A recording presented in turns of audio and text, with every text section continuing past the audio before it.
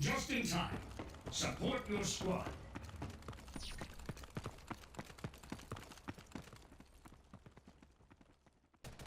Hey everybody. Today I wanted to take a few minutes and give you my thoughts on the open beta for Ghost in the Shell Standalone Complex First Assault Online. Now those of you who follow the channel know that I've covered this game previously in an initial impressions piece that I did for the closed beta. But now that the game is officially in open beta and made the transition into its free-to-play business model, I thought now would be a good time to take another look at the game and let you folks know what I think of it in its current state. As a quick reminder, this is a team-based, class-based, competitive first-person shooter set in the Ghost in the Shell standalone complex universe. So, what's changed about this game since closed beta? Well, a few things. Number one, the overall performance and technical proficiency of the game has improved dramatically over the course of the past several months. In particular, just a day before the recording of this video, a fairly significant patch was released that addressed a long-standing issue with hit registration/hit detection in the game.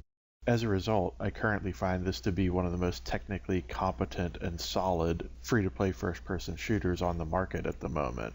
I think this game compares very favorably to other similar offerings such as Warface, which I've also talked about on the channel previously. And I see a very bright future for this game with a very solid foundation that it currently has. Now, as I mentioned in my previous video, this is not a finished game in the sense that there are still some pretty big features missing from the equation.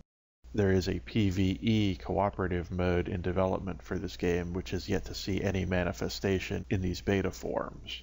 But speaking strictly about the competitive aspects of the game for a moment, Ghost in the Shell has a lot to offer. In addition to fundamental expected game modes such as Team Deathmatch and Demolition, there are also a couple of other modes that add interesting wrinkles to some established concepts. For example, the Terminal Conquest mode featured here is a subtle variation on point capture modes such as Conquest and Domination. And the new Ghost Assault mode featured heavily in these initial open beta iterations of the game is a very fun and unique cat and mouse-like experience where one team of stealth players fights against another team hunting them. There's something really exhilarating about being the hunters in this mode, and something genuinely terrifying about being the hunted. And it's also very interesting how the mechanics of this particular mode allow the hunters and the prey to reverse roles under certain circumstances. That said, Ghost in the Shell is still very much a game in development, and it will probably be quite some time before this game is quote-unquote finished. But it's definitely reached a state in this most recent version where I'd feel completely comfortable recommending it to anybody seeking a cool, fun, interesting, free-to-play first-person shooter experience. Is this game highly reminiscent of various other games from the past? Certainly. But that doesn't take away from its own unique attributes and charm. I've certainly been having a ton of fun playing it, and I only see that increasing as time goes by. As always, if you have enjoyed this video, be sure to hit that like button.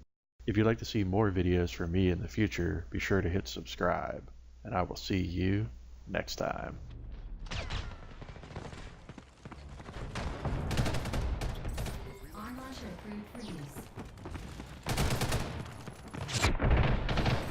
Do not let them take that terminal, no matter what.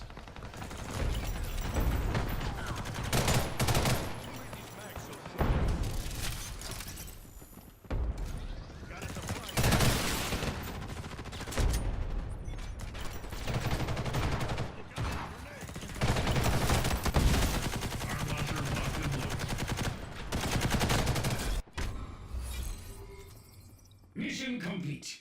Good work, team.